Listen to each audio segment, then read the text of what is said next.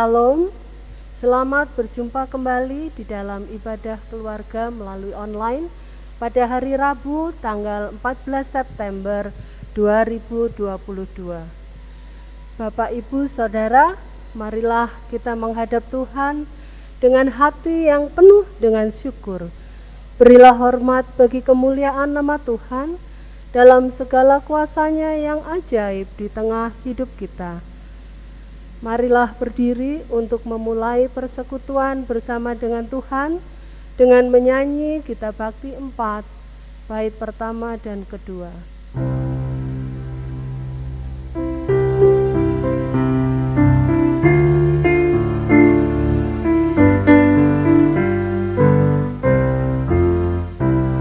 Bersorak bangkit Tuhan, wahai umatnya, hendaklah orang jujur puji namanya. Mainkanlah kecapi dan tabulah rebana, bermazmur bagi Tuhan dan bersyukurlah.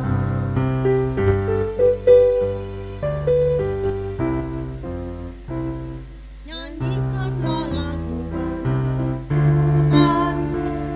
nyaringkanlah suaramu dan soraklah, sebab Tuhan berfirman dan semuanya ada, segala isi bumi diciptakannya.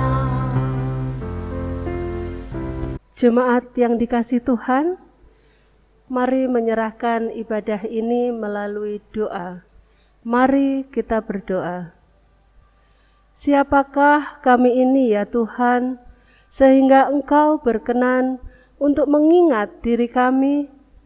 Namun karena kasih-Mu yang besar, Engkau tak pernah membuang kami dari hadapan-Mu. Ajarlah kami untuk senantiasa menghargai kasih-Mu dan mau terus bertekun dalam iman bersama-Mu. Kiranya melalui ibadah ini kami menikmati sukacita yang baru yang menguatkan komitmen kami untuk setia mengikut Tuhan. Terima kasih Tuhan Yesus, dalam pengasihan-Mu kami berdoa dan bersyukur. Amin. Jemaat disilakan duduk kembali. Mari bermazmur yang terambil dari Mazmur 27 ayat 1 sampai 3. Saya ulangi, Mazmur 27 ayat 1 sampai 3. Di rumah yang mengikuti boleh dibaca secara berbalasan. Aman dalam perlindungan Allah. Dari Daud. Tuhan adalah terangku dan keselamatanku. Kepada siapakah aku harus takut? Tuhan adalah benteng hidupku. Terhadap siapakah aku harus gemetar? Ketika penjahat-penjahat menyerang aku untuk memakan dagingku, yakni semua lawanku dan musuhku, mereka sendirilah yang tergelincir dan jatuh. Sekalipun tentara berkemah mengepung aku, tidak takut hatiku. Sekalipun timbul peperangan melawan aku, dalam hal itu pun aku tetap percaya. Kita menyanyi Gita Bakti 231 bait pertama dan kedua.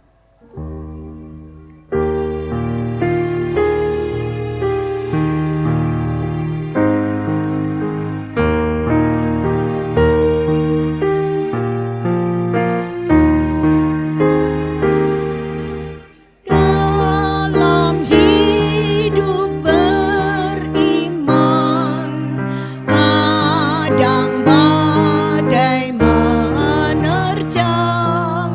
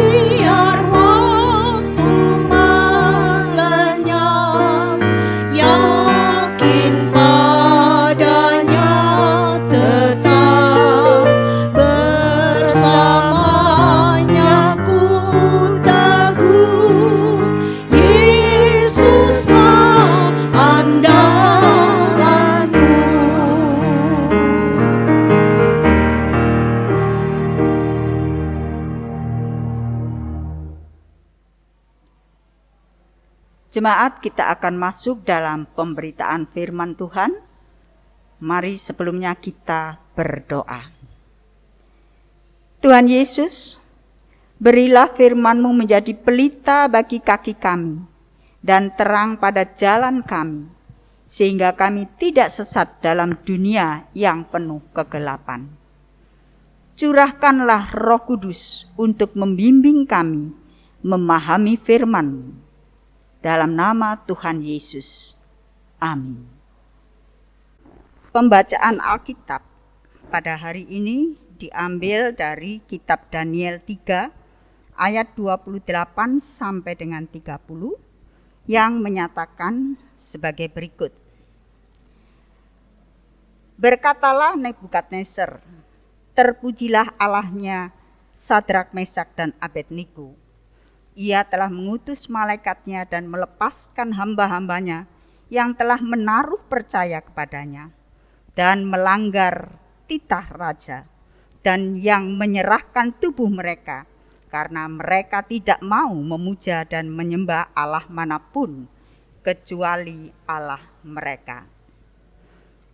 Sebab itu aku mengeluarkan perintah bahwa setiap orang dari bangsa, suku bangsa, atau bahasa manapun ia yang mengucapkan penghinaan terhadap Allahnya Sadrak, Mesak, dan Abednego akan dipenggal-penggal dan rumahnya akan dirobohkan menjadi timbunan puing.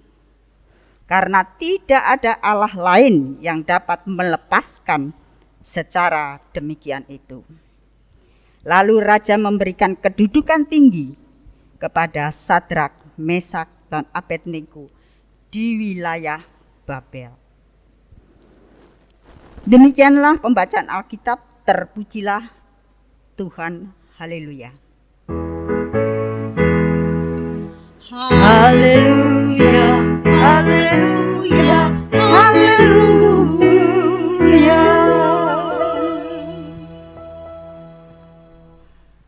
Bapak, Ibu, saudara-saudara yang terkasih,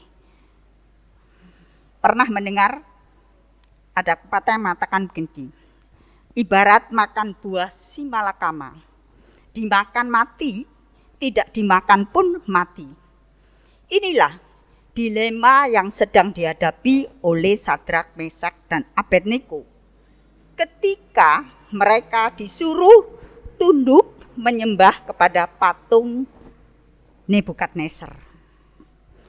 Tidak menyembah, dia pasti dihukum di perapian. Menyembah, dia pun akan dihukum di api neraka. Karena dia tahu hanya Tuhanlah yang patut mereka sembah. Tetapi seperti bacaan kita pada sore hari ini, kita tahu mereka menentukan pilihan yang sangat bijaksana. Dia lebih memilih tidak menyembah patung Nebukadnezar. Karena dia tahu bahwa Tuhan ada. Tuhan pasti menolong mereka. Dan itu dapat kita lihat di ayat yang ke-17-18. Dia mengatakan demikian.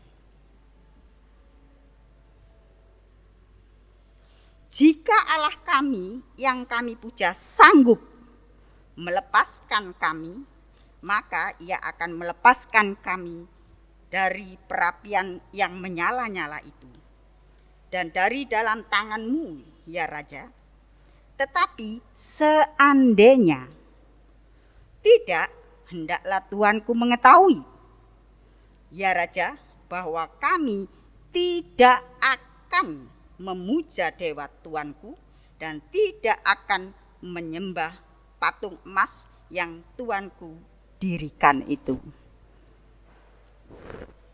Dengan gagah berani, tanpa rasa takut, dia berani melawan akan perintah sang Raja Nebukadnezar. Ada pepatah Jawa yang menyatakan, ojo dumeh. Dumeh yang artinya mempunyai kekuasaan lalu semena-mena terhadap orang lain. Bisa juga dikaitkan aji mumpung. Karena kita mempunyai kekuasaan, maka dia menggunakan kekuasaan itu untuk melakukan segala sesuatu supaya apa yang menjadi keinginannya dapat tercapai. Namun ada pepatah lagi yang mengingatkan dan mematahkan kesombongan Nebukadnezar. Di atas langit masih ada langit. Bapak, Ibu, dan saudara-saudara yang terkasih di dalam Tuhan Yesus Kristus, ini fakta, bukan hoax, bukan cerita, bukan dongeng. Ya. Di ayat 28 dikatakan bagaimana Nebukadnezar mengakui bahwa Allah Sadrak, Mesak, Abednego itu lebih dahsyat daripada dia. Buktinya, mereka berani menolak permintaan raja karena dia percaya kepada Tuhan yang pasti menolong. Ini membuktikan kesetiaan dari Sadrak, Mesak, Abednego kepada Allah yang dia sembah. Bapak, Ibu, andai tadi kan dikatakan seandainya Tuhan tidak melepaskan, jangan mimpi, aku pun tidak akan menuruti perintahmu. Inilah yang patut kita contoh bagi kehidupan beriman kita untuk tetap setia kepada Tuhan.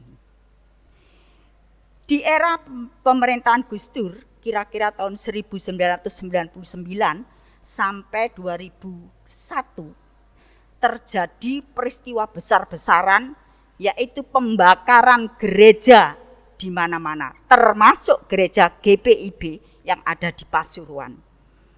Bapak, Ibu, dan saudara-saudara yang terkasih, ada ditemukan di sebuah gereja yang sudah tinggal puing, itu sosok mayat yang dalam posisi sujud di depan altar. Ternyata mereka adalah pendeta beserta keluarganya, pendeta, suami, dan anak. Lalu, apa yang dapat kita lihat dari yang dilakukan oleh pendeta tadi? Kita melihat bahwa inilah wujud bakti, wujud kesetiaan daripada umat percaya yang mengakui bahwa Tuhanku, hanya Tuhanku yang patut aku takuti. Gereja boleh kamu bakar, gereja boleh kamu hanguskan, tetapi imanku, no, aku tetap beriman, aku tidak takut. Perlu saya sampaikan, jangan sampai ketakutan menggoyahkan iman kita. Ini pelajaran yang dapat kita lihat pada saat ini. Namun dalam kenyataan, tidak semua orang yang bisa menentukan pilihan yang bijak seperti yang dilakukan oleh mereka, maupun Sadrak, Mesak, dan Abednego. Ada sebuah ilustrasi. Seorang ibu dengan anaknya yang umur 3 tahun sedang duduk di tepi kolam. Si ibu ini tanpa disadari anaknya berjalan tergelincir masuk ke dalam kolam. Ibu ini panik ya, karena dia tidak bisa berenang. Dia berteriak minta tolong, tetapi tidak ada yang menolong karena kebetulan keadaan di sekitar sepi, enggak ada orang. Dan dia melihat bagaimana anaknya dalam posisi timbul tenggelam. Apa yang ibu ini lakukan? Tanpa berpikir panjang, dia langsung terjun untuk menolong si anak. Dengan sekuat tenaga dia berusaha dan akhirnya mereka bisa selamat. Ibu dan anak selamat. Sungguh luar biasa. Apa yang dapat kita pelajari dari ilustrasi ini? 1. Ada tindakan di dalam menentukan pilihan. Andai kata si ibu ini tadi tidak melakukan apa-apa, hanya berteriak minta tolong, pasti ada penyesalan karena dia menyaksikan proses kematian secara perlahan dari anaknya yang tenggelam. Tetapi dengan sekuat tenaga dia lupa bahwa dia nggak bisa berenang. Tanpa rasa takut dia nggak mengingat akan keselamatan jiwanya sendiri, yang ada dalam pikirannya, anakku harus selamat. Dan puji Tuhan, ternyata kedua-duanya selamat. Apa yang dapat kita petik? Karena tindakan itu masalah dapat terselesaikan daripada kalau kita tidak berbuat apa-apa. Jadi hidup ini penuh tantangan. Iblis ada di mana-mana. Iblis itu tahu kelemahan kita.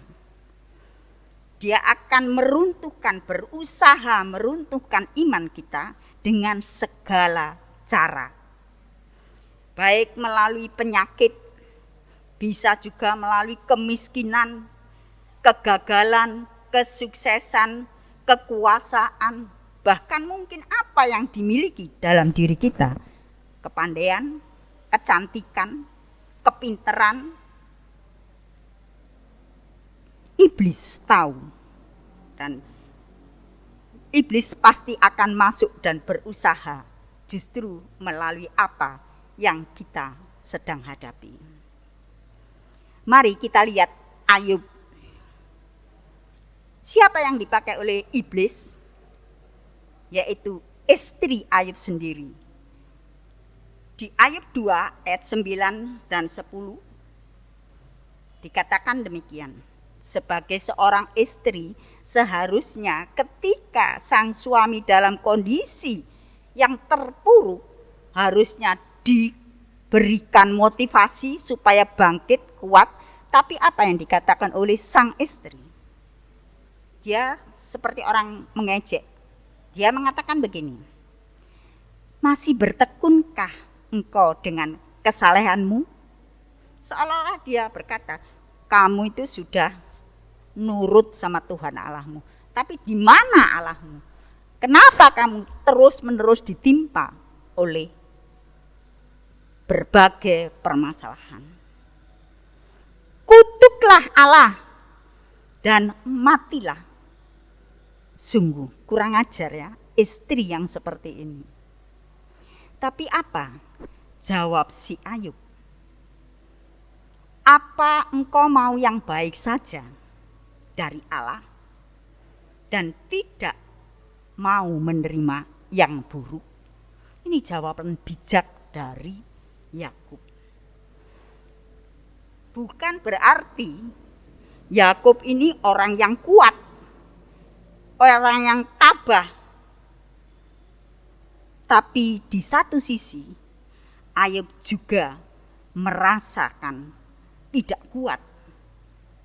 Dan dia menyatakan keluh kesahnya. Di Ayub 23 ayat 2, dia mengatakan begini. Sekarang ini keluh kesahku menjadi pemberontakan. Tangannya, yaitu tangan Allah, menekan aku sehingga aku mengadu. Sebagai manusia, siapa sih yang kuat kalau terus-menerus mengalami permasalahan, mengalami pergumulan? Pasti suatu saat dia juga bisa patah semangat, bisa mengeluh, bisa juga gerundel sama Allah. Tetapi kalau kita baca di ayat selanjutnya, apa yang dikatakan oleh Ayub?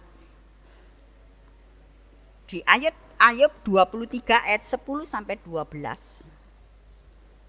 Karena ia huruf besar berarti Allah. Karena Allah tahu jalan hidupku. Itu yang dia yakini. Seandainya ia menguji aku akan timbul seperti emas. Ini yang menjadi kekuatan dia ketika dia mengalami berbagai macam pencobaannya. Kakiku tetap mengikuti jejaknya. Aku menuruti jalannya dan tidak menyimpang. Perintah dari bibirnya tidak kulanggar. Dalam sanubariku kusimpan ucapan mulutnya. Inilah sebagai respon dari apa yang dia alami. Dia tetap mengakui segala sesuatu boleh terjadi jikalau itu memang menjadi kehendaknya. Maka dia rela untuk menerima dan melakukan apa yang sedang dia alami. Sehingga firman Tuhan dikatakan, bukan kehendakku yang terjadi, tapi kehendak-Mu-lah yang akan terjadi. Ini yang menjadi sumber kekuatan bagi Ayub untuk melewati masa-masa sulitnya. Dan ini juga kiranya dapat menjadi memotivasi kita untuk seperti Ayub. Bapak, Ibu, dan saudara-saudara yang terkasih, waspadalah. Iblis itu ada di mana-mana. Dan iblis ini tidak pernah takut dan sangat berani. Manusia itu hanya hanya sedikit. Di mata dia itu enggak ada apa-apanya. Jangankan manusia, Yesus saja dia berani. Kita lihat di Matius 4 ayat 10. Bagaimana iblis mencobai Yesus di padang gurun. Apa yang dikatakan? Dia mengatakan bahwa meminta Yesus untuk sujud menyembah kepada sang iblis. Satu kali aja, nanti semua yang ada di sini kuberikan kepadamu. Hebat kan iblis? Dan inilah biasanya yang terjadi pada manusia. Dengan segala ketololannya, kebodohannya, keserakahannya, dia mau menerima dan mau tunduk sama si iblis. Karena sakit penyakit yang dideritanya, dia rela dari tempat-tempat yang jauh untuk datang hanya ingin mendapatkan cem-ceman air batu. Masih ingat ya, beberapa tahun yang lalu ada seorang anak kecil yang kena petir atau apa itu, dia mendapatkan batu hitam. Dan konon katanya batu hitam itu kalau ditaruh di air ini diminumkan pada orang yang sakit pasti sembuh. Tapi nyatanya sekarang gimana? Hilang kan? Enggak ada. Inilah iblis pakai batu hitam itu, pakai anak itu. Dan orang-orang yang tidak beriman, orang-orang yang lebih mau tunduk kepada si iblis, walaupun dari jauh rela berjubel-jubel hanya untuk mendapatkan air tersebut. Belum lagi karena kemiskinan, kepingin kaya, ya, rela datang ke Probolinggo untuk menggandakan uang. Bukan hanya itu, justru orang yang pinter, yang kaya raya karena serakahnya, mereka pun juga datang ke Probolinggo. Tapi sekarang di mana? Enggak ada beritanya lagi. Keplok, bertepuk tangan si iblis karena mereka bisa menggoyahkan, meruntuhkan iman mereka dan mereka lebih mau tunduk kepada si iblis. Kembali ke bacaan kita tadi. Lalu apa yang dikatakan oleh Yesus kepada iblis ketika iblis menyuruh Yesus untuk sujud menyembah? Dia katakan begini, "Enyalah iblis, karena ada tertulis, engkau harus menyembah Tuhan Allahmu dan hanya pada Dialah engkau berbakti." Dalam kamus bahasa Indonesia, berbakti artinya itu tunduk dan hormat, atau perbuatan yang menyatakan setia. Lalu apa yang kita mau pelajari pada sore hari ini? 1. Jangan pernah takut karena Tuhan ada. Tetaplah setia dalam kondisi apapun. Jangan pernah meragukan, meninggalkan, apalagi menyangkal Dia. Tetapi tetaplah berbakti kepadanya dalam menjalani kehidupan ini sampai waktumu tiba, dan upahmu akan besar di surga.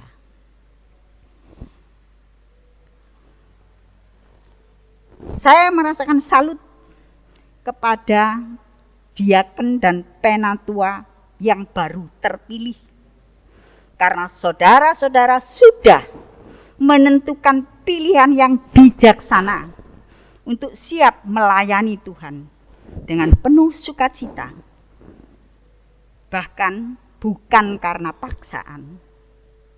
Percayalah, jangan takut, Tuhan ada, Tuhan pasti akan menolong. Terpujilah nama Tuhan. Amin. Mari kita respon firman Tuhan dengan Gita Bakti 327.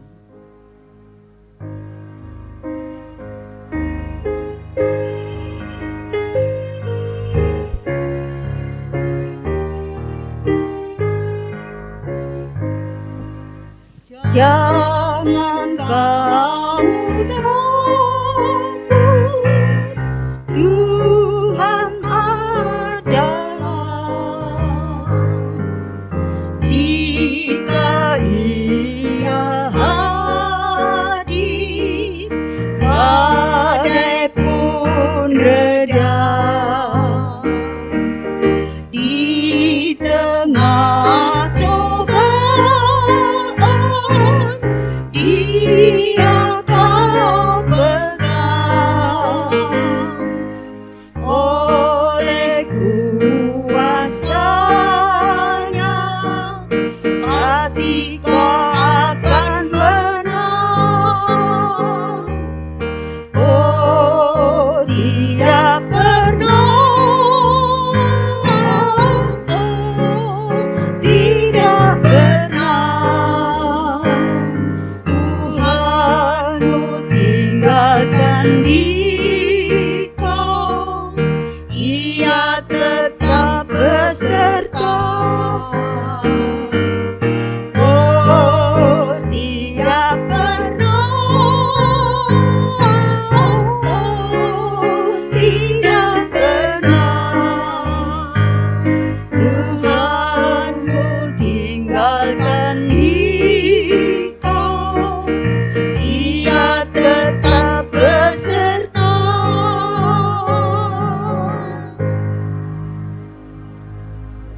Mari kita masuk dalam doa syafaat.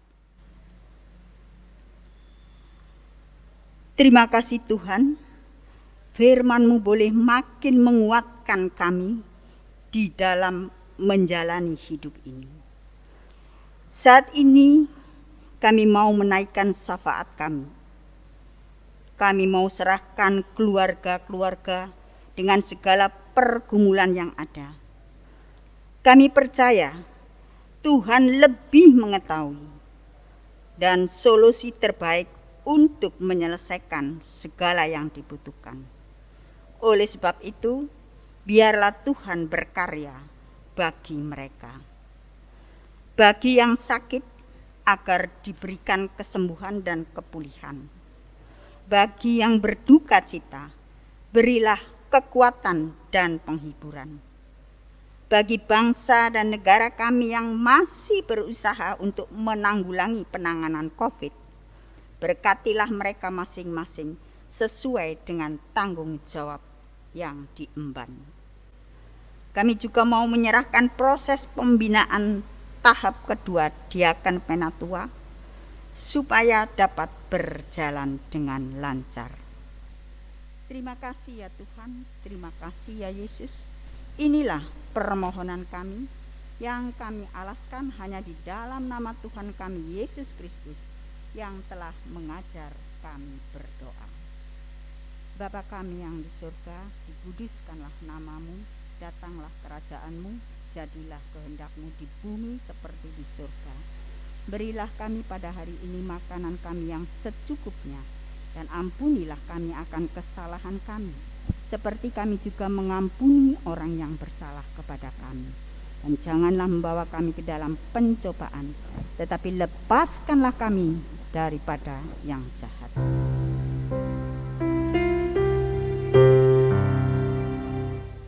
Karena Engkaulah yang mempunyai kerajaan dan kuasa dan kemuliaan sampai selama-lamanya.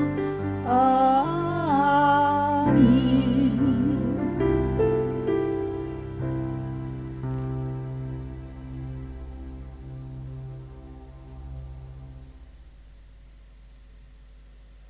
Kekasih Tuhan, marilah kita mengucap syukur dengan memberi persembahan kepadanya.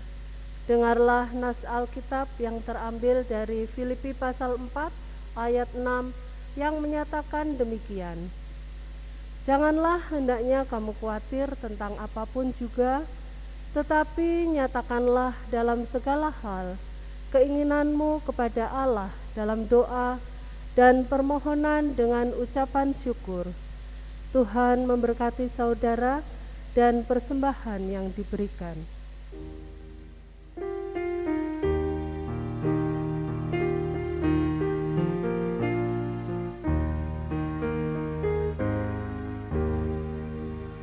Aku bersyukur padamu Tuhan atas karunia dan kasih-Mu. Seluruh jiwa, tubuh dan rohku ku persembahkan kepadamu.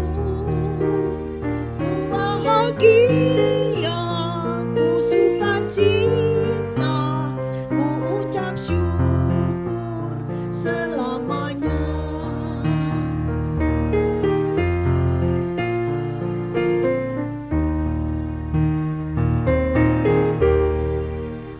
Tiada kata kami ungkapkan, hanyalah syukur kepadamu. Kaulah yang layak kami tinggikan, karena besarlah kuasa-Mu. Terimalah Tuhan ungkapan syukur yang kami bawa kepadamu.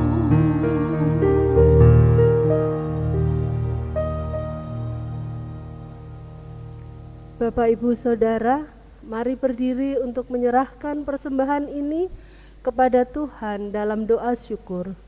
Mari berdoa. Ya Tuhan, Engkaulah yang memiliki kebesaran dan kemuliaan di langit dan di bumi. Dalam kasih-Mu, Engkau selalu memberkati hidup kami. Sebab siapakah kami sehingga mampu memberikan persembahan seperti ini? Sebab daripadamu-lah segala-galanya, dan dari tangan-Mu sendirilah persembahan yang kami berikan kepadamu. Amin. Jemaat tetap berdiri.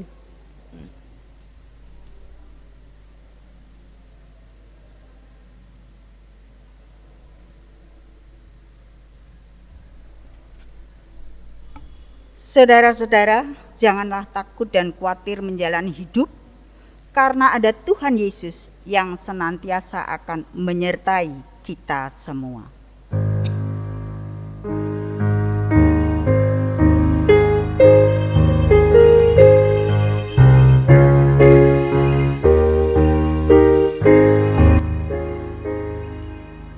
Walau badai topan harus kau tempuh, walau kesusahan pengalamanmu, namun janji Tuhan manis bunyinya. Janganlah kau takut, aku tetap beserta. Oh, tidak pernah, tidak pernah Tuhan tinggalkan engkau, Ia tetap beserta. Oh, tidak pernah, tidak pernah Tuhanmu tinggalkan engkau, Ia tetap beserta.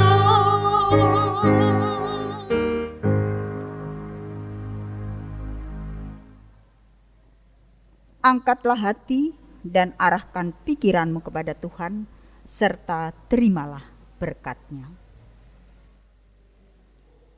Kekuatan dari Allah Bapa, penyertaan Tuhan Yesus Kristus, dan tuntunan Roh Kudus hadir bersama dalam hidup kita semua sampai selama-lamanya.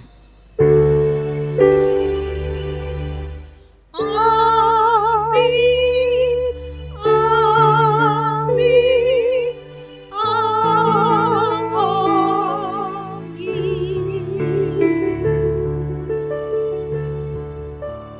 Ibadah selesai, selamat sore.